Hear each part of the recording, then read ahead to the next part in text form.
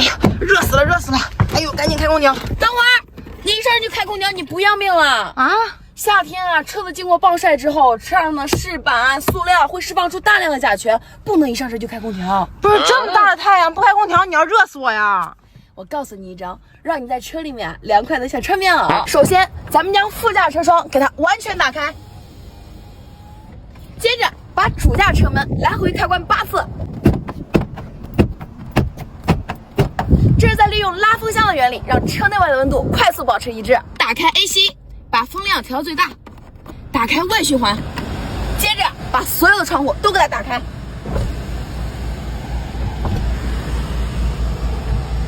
1分钟过后啊，把风量调到适中，打开内循环，接着把所有的窗户都升上去。